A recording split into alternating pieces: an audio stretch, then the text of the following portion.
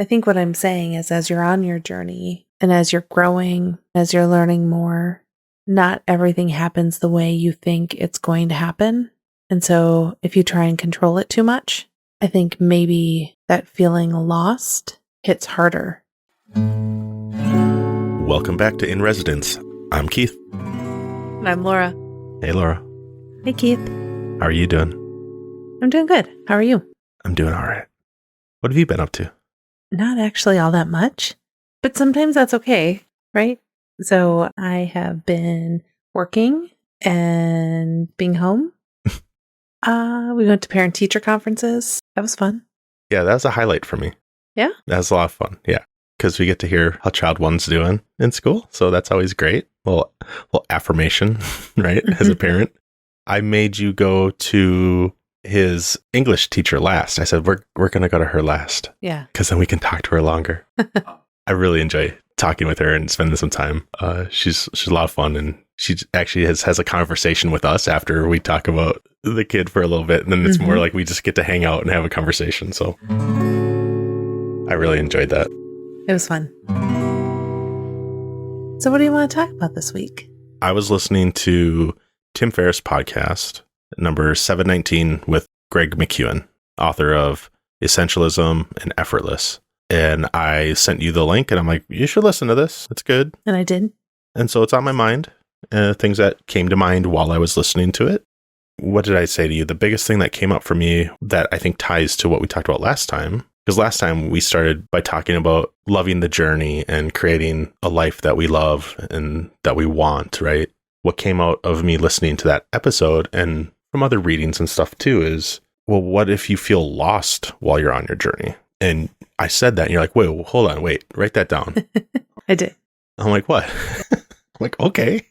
And so, yeah, I just thought it'd be a good place to start because we were talking about chasing our dreams, and that's great. And I love that because I need to get my mind in that more. But the reality is, a lot of the times, the work is, what's the next step? Because I feel stuck. How do I go one step further than where I am right now?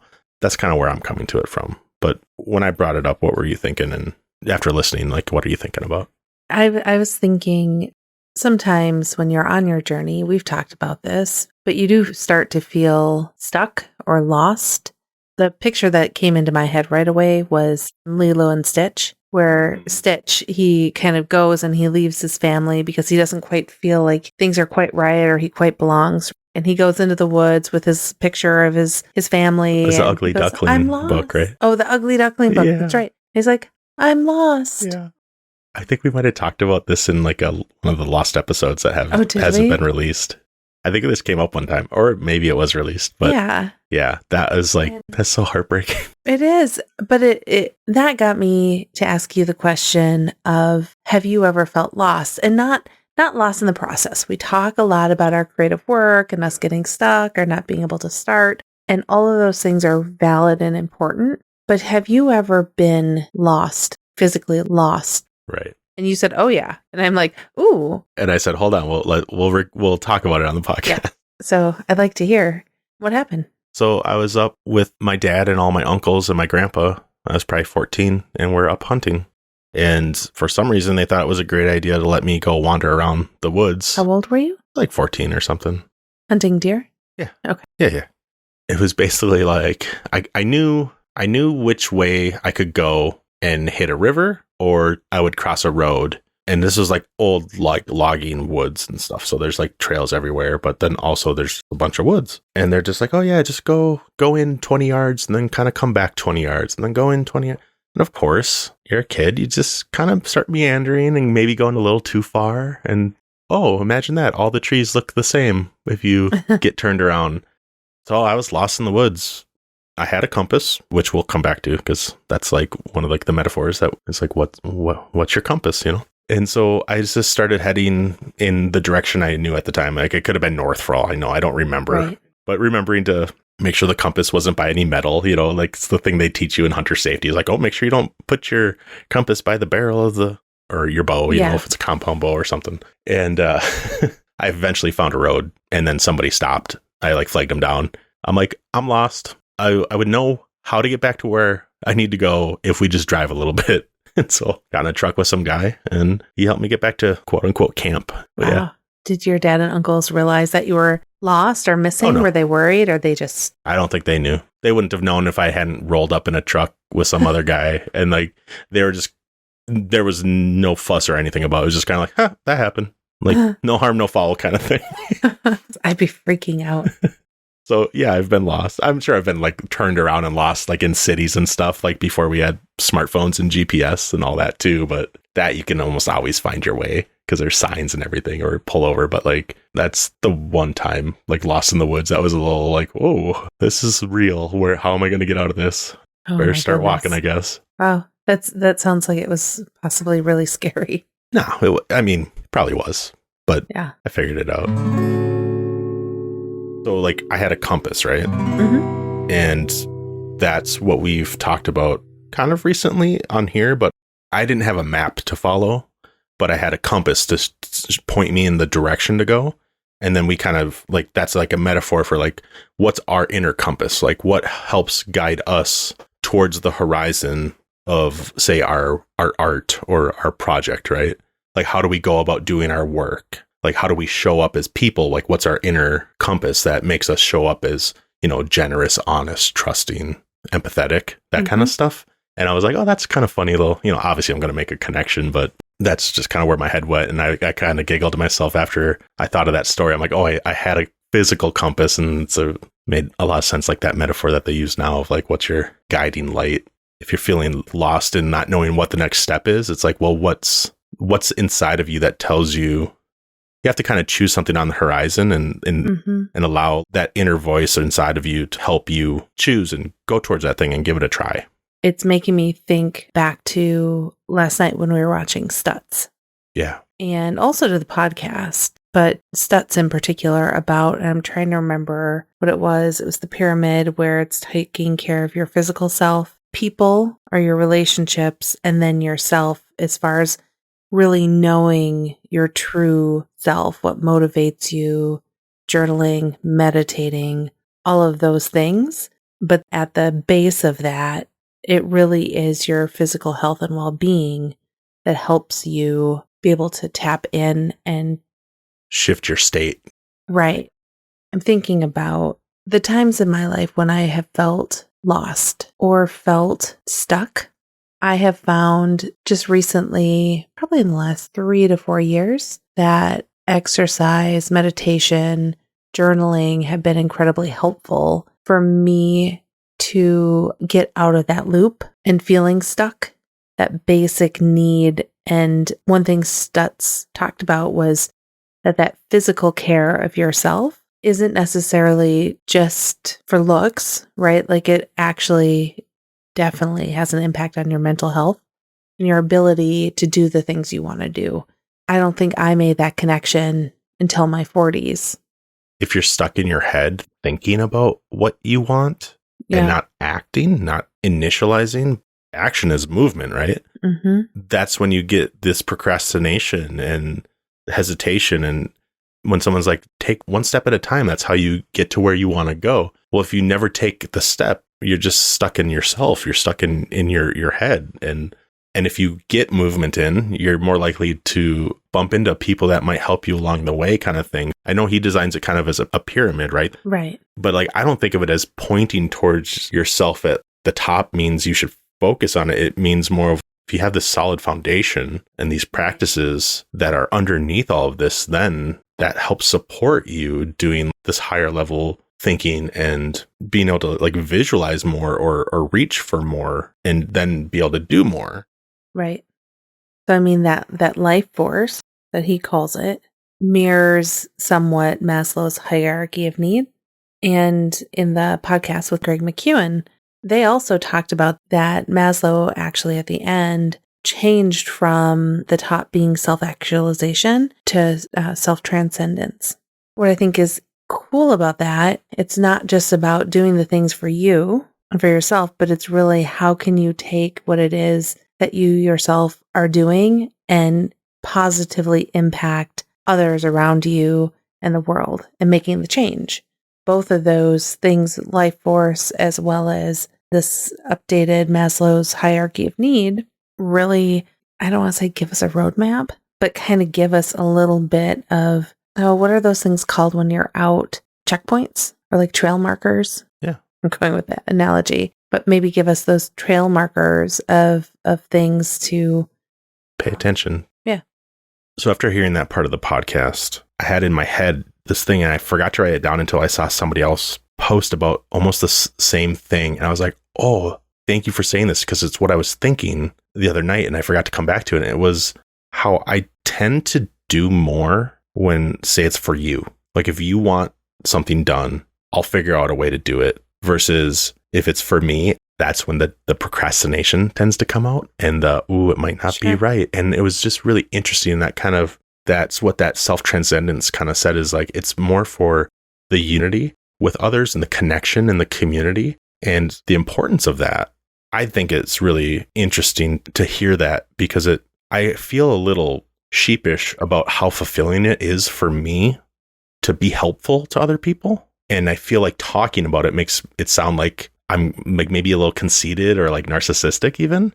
But then to hear Greg McKeown and Tim Ferriss talking about something that's, this is something that people really connect with in it. And like, okay, like that feels really good. Like, okay, I'm not as weird as I feel, how I'm made to feel. Because narcissism, that's something, to me, that is where you're doing something because you're going to benefit. I guess it feels helping other people and it feeling good could be a place to hide. It could prevent me from doing stuff myself. So you could take your time doing that instead of the projects you're interested in? Yeah. Or it's a way for it to be okay that I'm not doing my stuff because look at how helpful I'm being, It's an interesting little juxtaposition there. I don't want to get caught in that, but I do like the emphasis on creating connection and making things better for a community.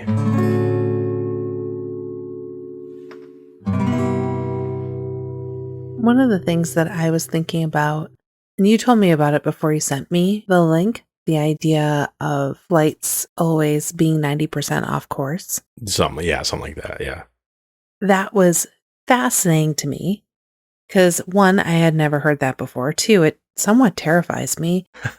I've been hearing it quite a bit. Have you? And then they brought it up again. And so it came to mind and I was like, this is affirming to me of, you don't have to feel like you have it all figured out. Set your sights on the horizon and go for it and correct along the way. Yeah, it's tweaks. Yeah. Right. It's revolution, not evolution. Oh, wait, evolution, not revolution. Okay. Reverse that. Have you heard that before? No, tell me. Someone I worked with before used to say he was in favor of, when change was happening, to do incremental change or have it be more evolution than revolution. So I interrupted kind of like you were talking about the plane. Yeah, the course corrections. Because it makes a lot of sense. I have started to train for a 5K. I typically train outside, but I'm doing it on the treadmill. And I'm learning little by little how to do that. And today I got done and I told you, I'm like, gosh, my insteps hurt. They're like, okay, so here's something you could do. But I don't remember that when I was outside running. It's one of those, I guess if I decided, like, I feel like maybe I'm a little off course with training because my insteps hurt. But if I can just adjust slightly and then try that, and if that doesn't work, adjust slightly and try something else, eventually I'll figure it out. There's a book called Everything's Figure-Outable. That concept. Just keep trying and adjusting slightly until you figure out how to move forward. Well, so, okay, that brings up another one of the Stutz things, because we just watched that last night. And he said there's only 3 things that are certain, and that's pain, uncertainty, and constant work. Yeah. And so that comes up with your feet are sore. Well, yeah, they're going to be sore because guess what you just did? You ran. That doesn't mean you did something wrong. It actually means you did something right, especially because it's one of your goals. It's one of the things that you're aiming for. Yeah. The biggest thing that sticks out to me when that came up was the uncertainty. And I'm like, why does that have to be something that's going to be certain? Why is uncertainty so certain? And I'm like, I'd rather do constant work. I can do constant work. I'll keep going. But the uncertainty, I'm like, okay. It's like your kryptonite. Yeah. But it's something that I'm I'm slowly and surely getting more and more used to, and realizing that it's not as scary as I once thought. And it's like that growing pains, right? Like you're growing, and there's going to be this tension that's involved. And so, did you have anything that stood out to you about that? With the Stutz? Yeah. With the 3 things that are certain: pain, uncertainty, and constant work. The constant work. Sometimes I think that someday I'll just arrive and have it all figured out. Everything will be exactly how I think it should be. There's a point where it's like, okay, this is going to be great. And so by the constant work, what I took from that wasn't necessarily work hard, do good work, show up, but it was more constant work on your thoughts, on where are you at? How are you feeling? How are you showing up? More the mental work of making sure to keep digging in and being there for yourself in a reflective way. So the journaling, the meditation, that's what I took from it. I thought it was good. Did that feel daunting, or did that feel like, oh, okay, that's going to be part of life? I think it felt a little daunting, and that, I think growing up, I always thought that adults had it all figured out. Yeah. But adults don't have it all figured out. Oftentimes the adults that seem like they have it all figured out definitely don't have it figured out. The more sure you are, though. Right. Right. I've learned that more and more as you realize that having it 100% right or accurate isn't necessarily the goal. Maybe I'm getting back into the journey. I can see how sometimes a wrong turn or a decision that didn't turn out the way you thought it would, or a relationship ends that you thought would always be there, et cetera, et cetera.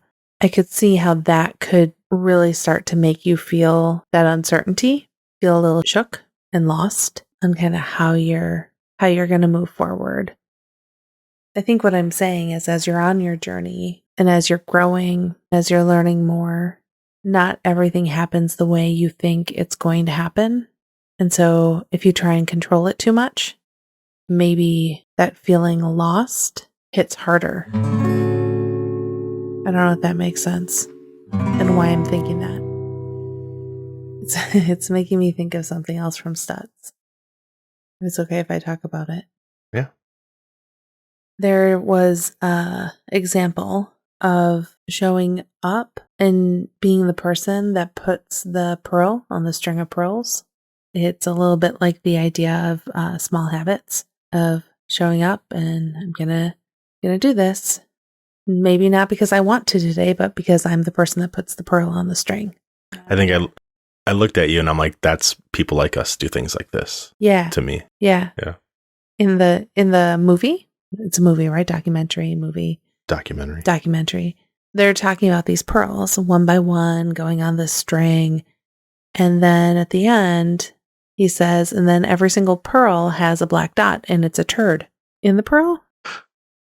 Yeah, I would say imperfection. No, I know, but he said turd. It made me giggle a little because it was that idea that it's blunt, yeah. That it's an imperfection, mm-hmm. Right? And so it's one of those things where, say I showed up today and I was planning a certain amount of time, but I only ran for 3/4 of it, right? That would be my imperfection on my pearl. And then Jonah Hill said that he sees it as a turd. I can't believe I'm saying this so much on the thing, but surrounded by a pearl. So it's more of that when something doesn't go the way you think it's going to be and is imperfect, that you find beauty and growth in that moment. And there's like a lesson in there. Right. Or something beautiful in it, yeah. I thought that symbolism was really great. And I don't know if you feel like this, but sometimes when I think about habits and just getting a habit and habit stacking and show up for 60 days and a habit will be made, things like that, it gets a little overwhelming. You're trying to show up, do good work, be consistent. I know you and I we both have a lot of stuff we want to get done and do. To turn everything into a habit, there's a lot of pressure there sometimes. And I don't know exactly what I'm feeling right now, but I think I'm maybe feeling Overwhelm? Maybe a little overwhelm. About. Overwhelm about the word habit. Okay. And I don't know why, because I love the idea of being the person that simply shows up and puts the pearl on the string. Going back to Mel Robbins' 5-second rule, I'm not going to want to do it. I know my brain's going to try and talk me out of it, but I'm going to count down 5, 4, 3, 2, 1 and do it anyway. Because sometimes we do things we don't want to do because we've committed to ourselves we're going to do it. They're reframes of the word habit, but they feel a little bit more, I feel like they acknowledge the flaws in me as a person and still give space to let me move forward. It makes me think of the burden that we put on ourselves to do it right. And the way that a lot of these things that we're talking about, I see them as tools to help me shift my thinking. I do realize that no matter how hard I try in anything I do, there's going to be a blemish. It's not going to be perfect. The point isn't to create a pearl that has no imperfection. The point is to put that pearl on the string anyway, and then move on to the next one and the next one and keep moving towards that thing that I said I was going to do, that focus, and try it on for a while. And like we've talked about, each failure is a stepping stone to getting it right. And that takes a lot of me shifting my thinking of like what I was taught, which is don't fail, don't make a mistake. Yeah. That's not safe. That's wrong. It's like, no, if everything has an imperfection in it, if everything has a blemish, then why would I worry about it being not right? It always was and always will be not 100%.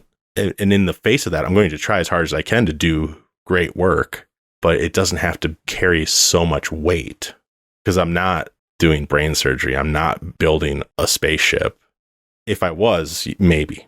But then you have teams and you have lots of support and you have lots of system checks.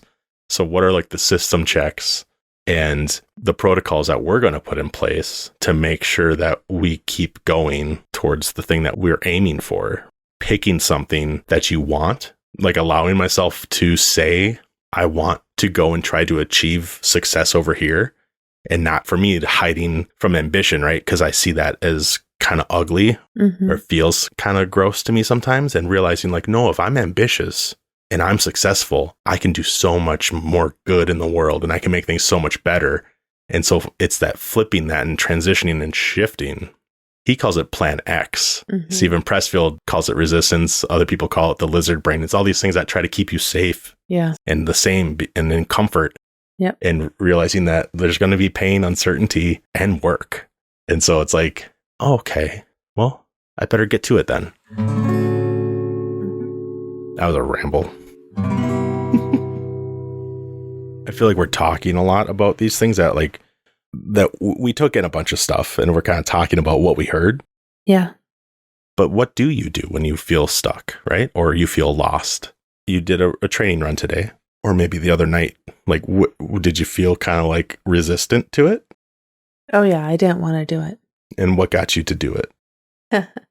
I said to myself that it's on the plan for today. I'm just going to do it. And that's that. I mean, I just said, this is how it's going to be. So you planned for it. Yep. You held yourself accountable to stick to your plan. Yep. I mean, it seems pretty straightforward, but that doesn't mean that my brain wasn't screaming at me, telling me, no. You don't need to do that. Did you do like the countdown from 5 to like? I didn't. Okay. I did that this morning to get up out of bed again. I think one of the first things I did, because I was trying to talk myself out of it the whole drive home. So this is the one on Friday. It's like, it's a Friday night. You've had a long week. You don't really want to do that. Wouldn't you rather just hang out with Keith and puzzle? And you're kind of hungry. So do you really want to go and do a training run when you're hungry? And you should have drank more water. So you might be a little dehydrated. Sorry. And so there's all these things that my head kept throwing up, and so I was definitely giving myself all the reasons to take an off ramp and be like, nope, I'm not doing this thing. And so I found one of the best things to do when I get home, go and get my workout clothes on And 95% of the time, if I get my workout clothes on, I'm going to get down on the treadmill or out on my run. I just am. I knew that was priority one because that's going to be the thing that signals to my brain, no, she's serious.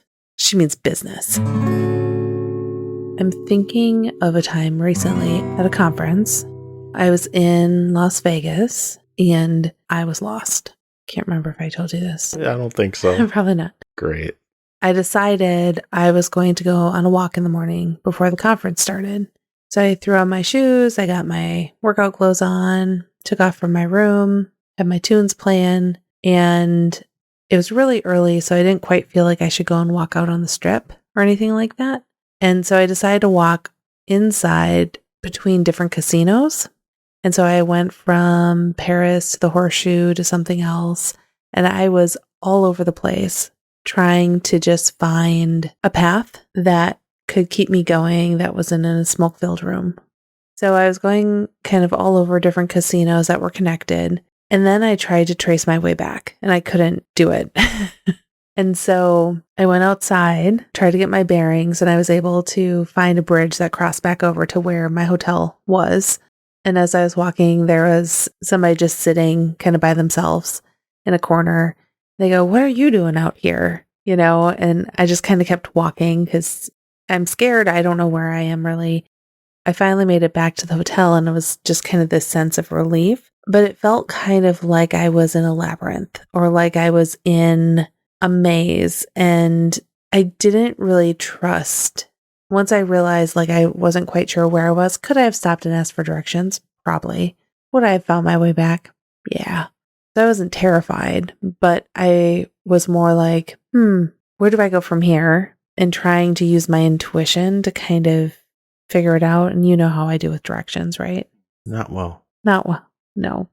I think the reason I'm talking about it is sometimes when you're on your journey, or I felt this, it can feel a little disorienting, even though you know where you're at. You have some urgency to find your way back to the right path. People are going to ask you what on earth you're doing, right? Why are you at where you're at? What if you're the one asking, why am I where I'm at? Yeah, because it doesn't have to be someone else. Sometimes those voices of why are you where you're at can be really critical from external people or from yourself. I mean, sometimes we are our own worst critics, right? I think it makes us lose sight of where we're headed. Having those doubts and those questions of why are you here? Why are you not over there? Or it takes you out of the vision that you had for that goal.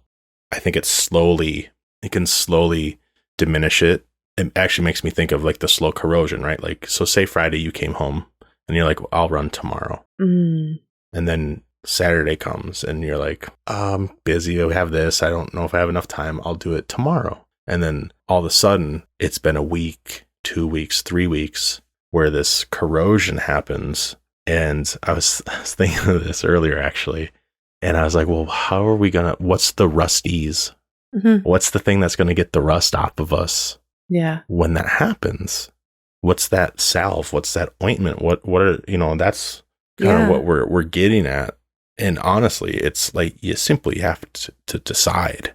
You make a decision that makes the next 100 decisions, which is for you, what we're talking about is your decision was, I'm going to get movement in. I am a runner. And today, at least, I'm going to go out on a walk and get some steps in and get some movement.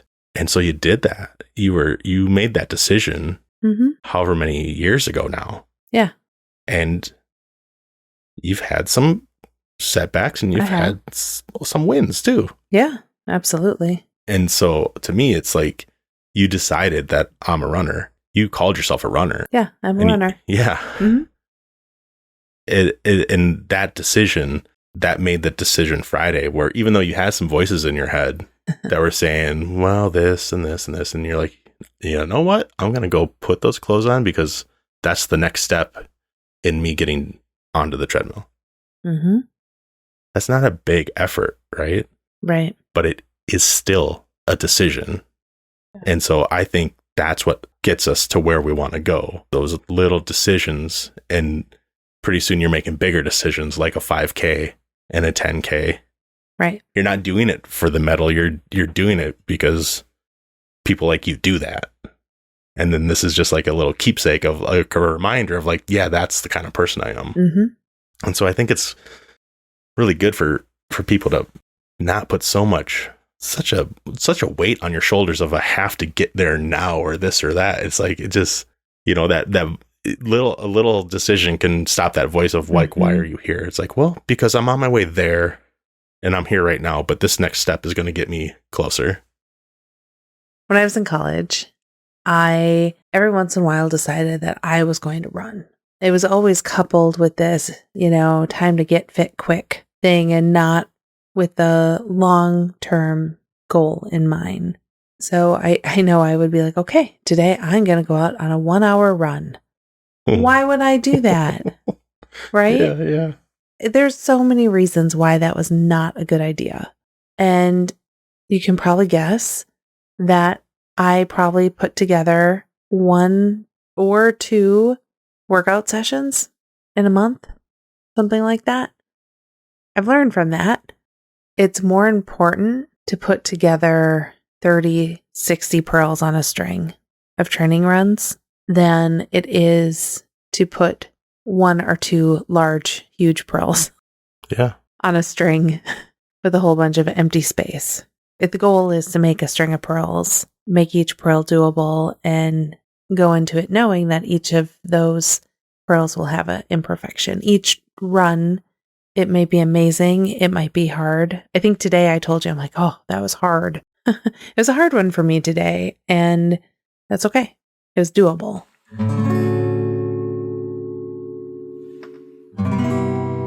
Another thing that stuck out to me while I was listening to Greg McKeown on Tim Ferriss's podcast, he brought up, and it has to do with being in the woods, right? Like if you're lost in the woods, you end up going in circles. Yeah. If you don't have your eye on the horizon and you don't have something to fix your eyes to help guide you. And that's kind of what we're talking about. It's like, what's that thing that we're going to say, okay, I'm going to go for that. And that in itself can feel hard of just saying, I want that. Saying that out loud, even if no one else is in the room, can be hard. Or try writing it down on a piece of paper. Mm-hmm. If you can't see where you're trying to go, you end up going in a circle, right? And the next part of that was, he said, there's a big difference between 20 years of experience and 20 years of redoing the same year over and over. Ah. And I was like, oh, yeah. I think I had a little taste of that in 2020, 21, 22. Mm-hmm. It felt real lost and real stuck and not a lot of forward momentum going. It hit kind of hard, right? And so hearing that made me kind of have a little bit like, oh yeah, that's another reason to take a leap and trying this. Okay, I'm going to go for this right now. Oh, that didn't work out. That's okay. It's a sunk cost, whatever. I'm done with that. I didn't like that. Now I'm going to set my sights over here. If that didn't work out, it's like, it's okay that these are all just pearls, right? On the string. They're going to get you closer and closer to somewhere that you're going to want to be. And you can always adjust as you're going, right? It's like course correction. So, right. I like that idea about 20 years of experience versus 20. Doing the same year over 20 times, I think is how he said it. And I was just like, ooh, yeah, that feels so heavy. To me, it evoked not putting yourself out there to say, okay, say this year, this year, my big goal is X. Not even deciding I'm going to set a goal for the year. I have a hard time doing that. Me thinking of that, I'm like, I don't know what my goal is for the year. And so it's like, okay, I should probably think about that and set some goals, some things to aim at. Then I can break down and be like, okay, if I want that, I need to, make a list of all these action plans, the strategic planning, these things that that is new to me. I'm used to being told, show up here, do this, and then go home at the end of the day. Yeah. It's different. And so that's, I think, what makes people feel stuck is if you're even able to say out loud what your dream is that you want to chase, then it's like, okay, well, now what? How do you take that next step kind of thing? It can really mess with you. For me, that means I have to lean in and take a step. And if it's the wrong step, just take another one. Like you being lost in the casino.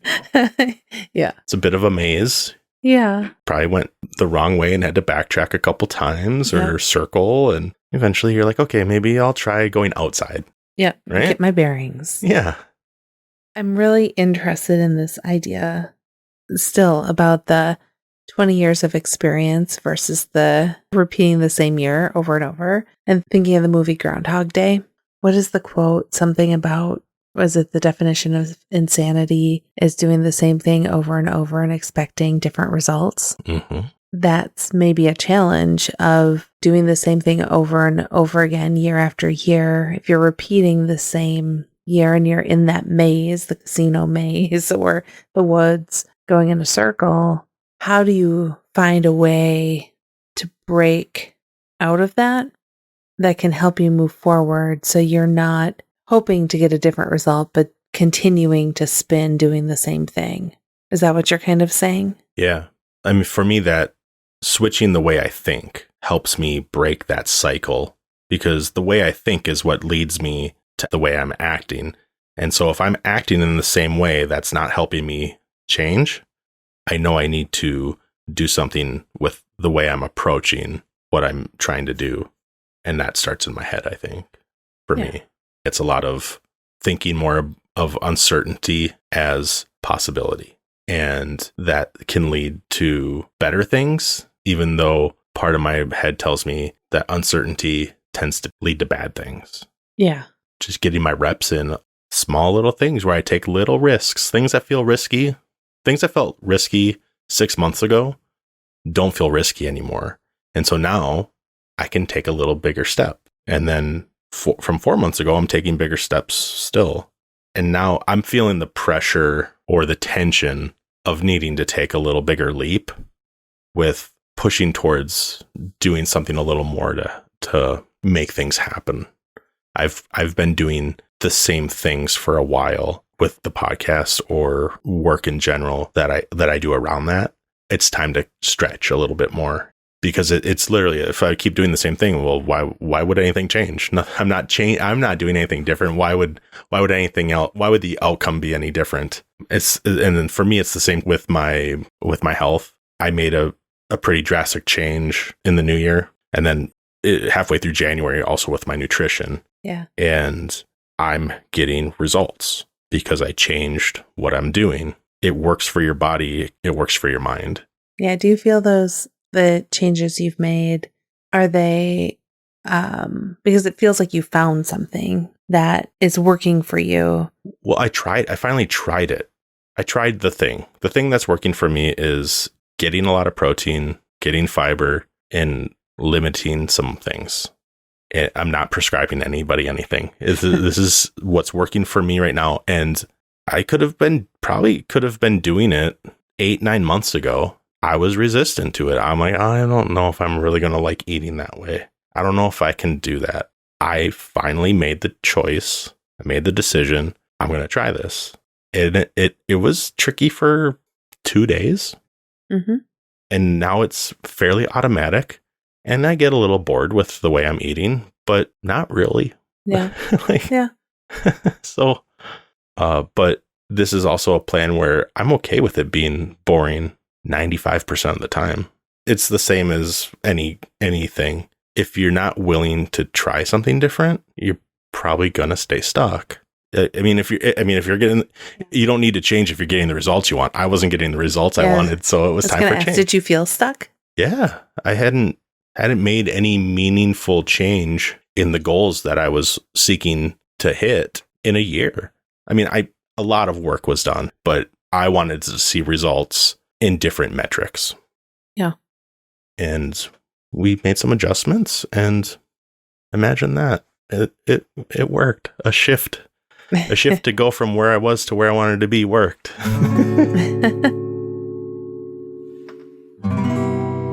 What I want to chat about is the importance of separating out work and tasks that take up your time versus the important pieces. There's been a lot of synergy in some of the things I've been listening to and reading. So from Stutz to the Tim Ferriss podcast to Mel Robbins' book, but really thinking about and challenging the concept of how are you spending your time? Are you clearing out time in your day to do the things that are truly important to you? Are you spending time with the people who are truly important to you? Are you taking care of yourself? I found that to be a really important thing for me to always be reminded of. At my core, I work. Lots of plates in the air, balls in the air, whatever analogy. I don't know. But I've been thinking a lot about that.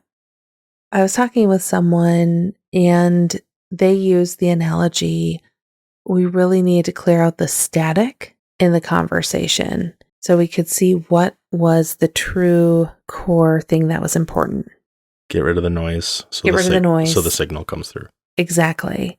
I like it. Yeah.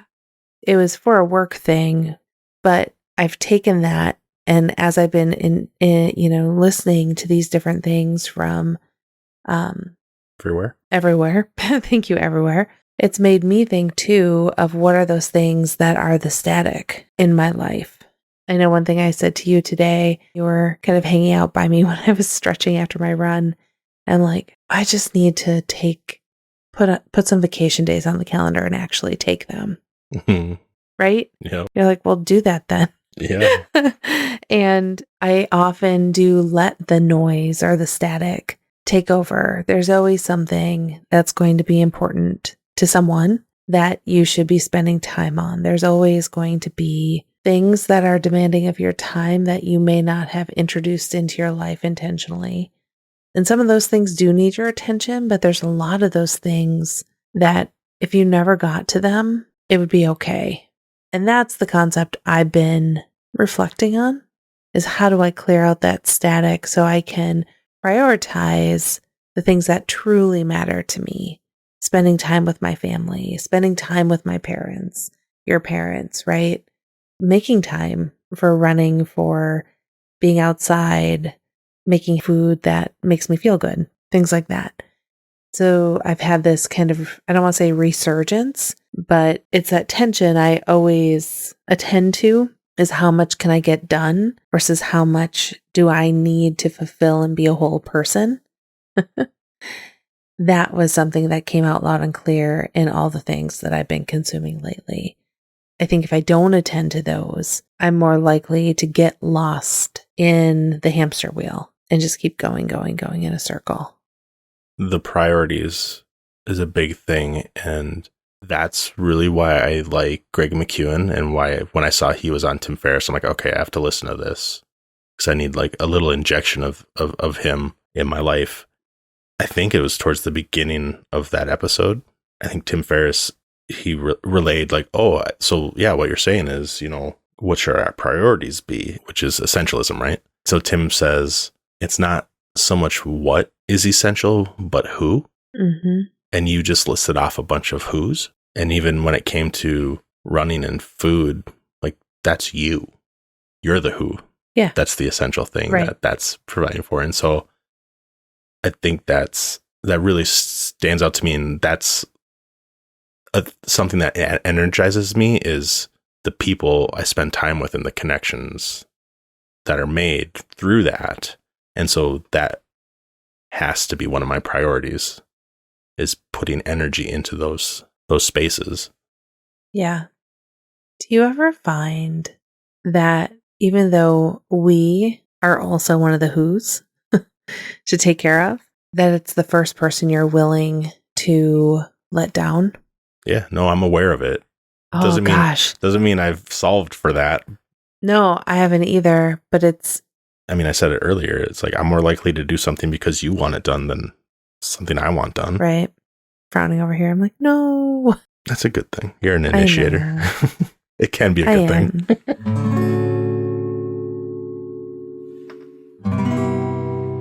We've talked a lot about what it feels like to be lost, how to potentially get back on track, what things we should attend to potentially to get out of that rut and to find our way. What do you think is one of the most important things that you do when you feel stuck or you feel lost? The biggest thing I've realized recently is acknowledging that I'm maybe feeling depleted, or if I feel lost or stuck, I'm usually feeling like down, like I don't know where to go. I don't know, there's a reason I'm not moving forward is because I don't know which way to go, kind of thing. And that's usually because I have like low energy or self-doubt, those types of resistance that keep me where I'm at, keep me stuck. So the way I raised my awareness of that is I kind of need to reflect and be in tune with how I'm feeling. So the biggest part of that is, I think, doing my morning writing. And part of that has now included, like, how am I feeling when I wake up? Do I feel sore? Do I feel tired? Am I well?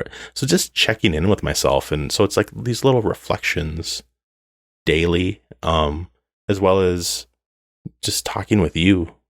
It really helps having discussions with you or other people and friends. And those are the types of things that energize me.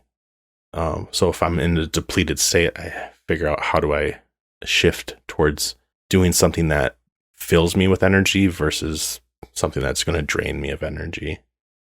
And a lot, to bring it kind of back around, a lot of times that means go for a walk, shovel some snow in the winter. Like, that helps. Like, yeah.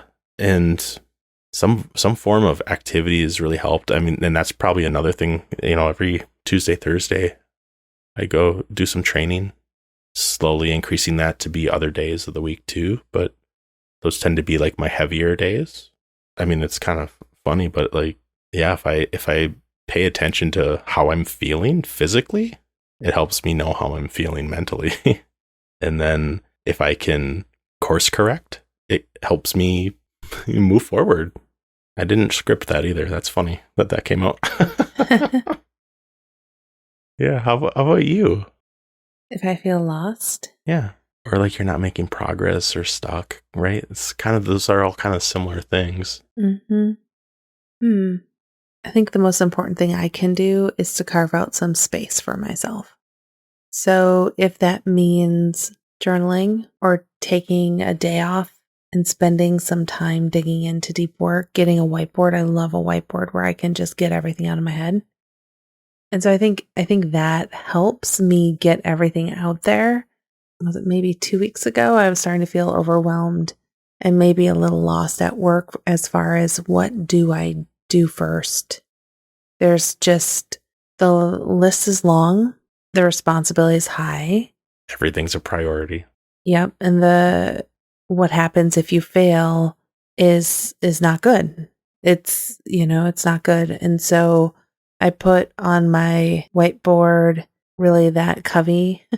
I know we talked about the Covey 2x2 matrix of importance and priority, and then thought, okay, what's in what bucket? And then I use that. How do I make more time by getting the things that are going to create more time if I do them first? And so it's taking the time and space to anchor myself. Maybe that's a good way to say it. Trying to anchor myself in the present with either 2x2 matrix or some journaling or conversations with a thought partner. You and I talk a lot.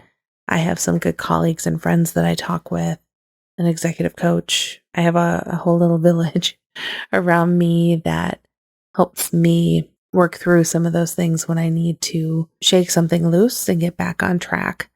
Me personally, though, because that's work, right? I think personally is to do a lot of the things that you talked about. It's about getting outside. It's about activity. It's about reflection, journaling. And I would say spending time with those around me that I love. Taking that time to unplug and not constantly be fixated on what pearl is next makes more room and energy to do that work. That's something too, where just being really intentional about unplugging, connection with others, making space for myself and my own reflection needs is important. Cool. Should we wrap it up?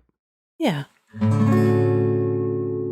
So a couple other things as we wrap up here that energize me are books and music and watching a show or two with you every now and then.